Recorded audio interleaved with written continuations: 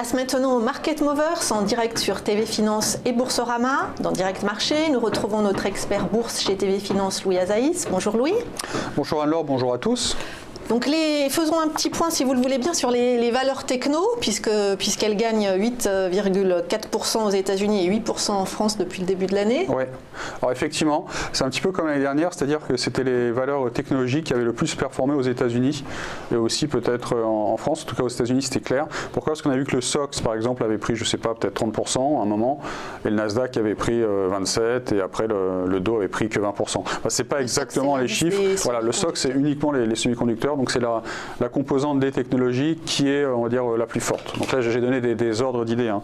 Je ne sais pas si exactement le SOX a pris 30% et le Nasdaq 27% l'an dernier, quoi. Donc on va regarder un petit peu en France, parce qu'on pourrait regarder le secteur européen.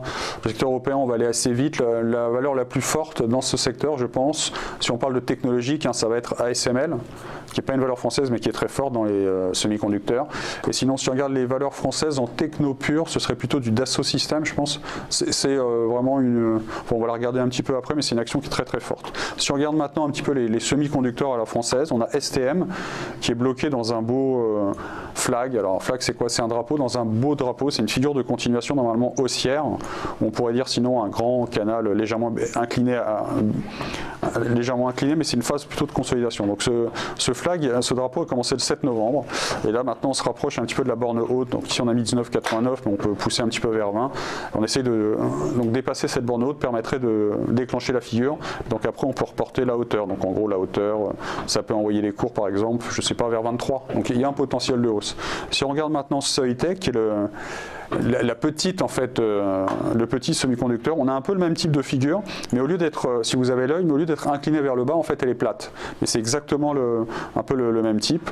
Là aussi on a commencé au mois de novembre, donc là on n'est plus pas trop dans un drapeau, on est plus dans un rectangle, mais c'est à peu près la même logique, une figure de continuation qui reste haussière, une zone de résistance, on est juste en dessous, là ça va être la zone des 66,50, on est sur le point de valider pour repartir vers 71,40 et 75,20. Donc comme je vous avais parlé de Dassault Systèmes, on va la regarder un petit peu, parce qu'il y a deux Dassault, il y a Dassault Systèmes et Dassault Aviation. Vous voyez que Dassault Systèmes, ça fait un peu penser à une action américaine, hein. C'est-à-dire qu'elle fait que monter, elle est en pleine ligne droite. Ah oui, c'est impressionnant. Donc Dassault Systèmes, par exemple, en mars, il y a un an, elle valait 75 et là maintenant, on vaut 115. Donc je pense que c'est la plus forte. Et là, il n'y a pas de signal ça va continuer de monter selon la... Là, il faudrait que je vous mette un peu plus d'historique, mais on est sur des plus hauts historiques. A priori, oui, la tendance va se poursuivre, mais il faut voir que, idéalement, dans un marché haussier, il ne faut pas forcément acheter les nouveaux plus hauts. Dans un marché haussier, il faut plutôt payer les corrections. Voilà. Donc payer les corrections, par exemple, donc faites un peu patient. Ça, c'était une correction, par exemple, qui est intervenue entre le 2 février et le 12. Donc vous attendez la correction et après vous essayez de vous remettre dedans. La même chose, vous avez une correction qui avait commencé le 1er mars et qui s'arrêtait vers le 6 mars et après le marché est reparti de l'avant. Après le but c'est pas de faire trop des prévisions et de dire il va y avoir telle correction tel jour. Mais effectivement, soit vous pouvez payer les nouveaux plus hauts, dès que le marché fait un nouveau plus haut vous payez, soit vous pouvez payer les corrections. Vous voyez que là si vous avez payé le nouveau plus haut c'était le 31 juillet, vous pouvez rester bloqué un petit peu. Voilà, c'est les deux types de stratégies. Dans un marché haussier, soit vous payez les corrections, soit vous payez le nouveau plus haut. Après vous pouvez aussi jouer, le plus important c'est jouer sur les quantités, c'est-à-dire de jamais payer l'intégralité de votre ligne à un instant donné, à un prix donné. Donc vous n'allez pas, si vous voulez investir 10 000 euros, vous n'allez pas commencer à forcément investir 10 000 euros aujourd'hui. Vous dites je veux investir, je ne sais pas, 10 000 euros ou 1 000 euros sur Dassault Systèmes et vous commencez à vous dire est-ce que j'en prends un petit peu maintenant ou est-ce que si elle fait un retour, voilà. Les professionnels, quand ils investissent, ils mettent rarement tout d'un coup et ils sortent rarement tout d'un coup, quoi. Alors sinon... oui, j'allais vous dire parmi les autres valeurs du CAC, on peut regarder un petit peu les valeurs du CAC. Je me demandais si cette semaine BNP serait pas intéressante. Alors pourquoi? Alors BNP elle bouge plus en gros depuis le 4 août, mais elle est bloquée en fait à l'intérieur d'un rectangle hein, donc depuis le début du mois d'août et on a rebondi depuis la borne basse, la zone des 61 euros, 61,50. Donc voilà, en regardant le graphique, on se disait si cette dynamique doit se poursuivre. A priori, on pourrait monter vers le haut du range, donc de 62 à 68, ça fait pratiquement 10%. Par contre, ça ne va pas intervenir donc là, fortement tout de suite. A priori, oui. Voilà. Si la dynamique reste haussière, on est sur un point d'achat normalement. C'est un point d'achat intéressant sur BNP. Alors après, si on paye BNP, ça veut dire aussi quelque chose par rapport au secteur et toutes les banques, puisque BNP, c'est quand même la plus grosse capitalisation boursière dans le secteur bancaire en France. Hein, et en France, c'est la banque la plus importante, pas pour la France, mais au niveau global, la banque française est la plus importante, la plus exposée dans le monde entier. Donc voilà, on a BNP là qui est normalement sur un point d'achat. Alors, elle n'est pas hyper rapide, hein, donc le temps qu'elle aille à 68, ça peut prendre plusieurs mois, plusieurs semaines, mais en théorie, c'est un point d'achat intéressant. Il y a Publicis aussi qu'on peut regarder, donc on change complètement de secteur. Là, on va dans les médias. Dans les médias, oui. Donc je remonte toute ma liste, désolé. Je suis pas rapide. Publicis. Et la communication. Voilà, Publicis, je me demandais. Là aussi, c'est un petit peu haché. Il y a eu une grosse correction qui a commencé au début de l'été, hein, le 20 juin. Et on voit maintenant qu'on essaye de se reprendre à la hausse. Et c'est un petit peu haché, quoi. Il y a eu un beau rebond le 7 février qui a été suivi par une correction très violente. Donc là, c'est un peu plus dangereux, on va dire, que BNP. Mais voilà, la question.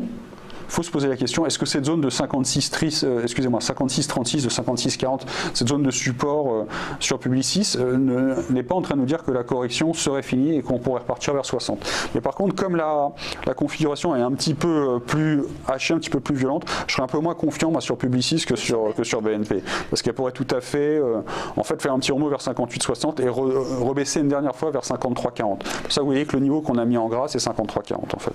Et sinon, il y a Sanofi, parce que vous en aviez parlé une fois, Sanofi, vous l'aimez bien, j'ai l'impression, cette action. Donc Sanofi qui était ex-géant. Hein.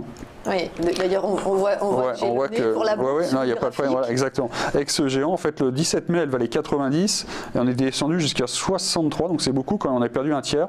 On a l'impression là qu'en ce moment, les vendeurs sont en train de perdre l'initiative sur Sanofi. Il y avait une zone de résistance importante ici vers 65, 87, 66 et on est un petit peu en train de la dépasser. Il y a une autre zone de support ici qui n'apparaît pas, je vais vous la faire apparaître ici vers 63, 10. Alors l'idée ici, donc c'est un peu plus dangereux encore, c'est les vendeurs sont-ils en train de prendre l'initiative, et si les vendeurs prennent l'initiative, est-ce qu'il ne va pas y avoir un rebond, voire carrément un retournement à la hausse. Donc ça c'est plutôt risqué, hein, c'est vraiment pour les contrariens, c'est un peu plus pour les spéculateurs.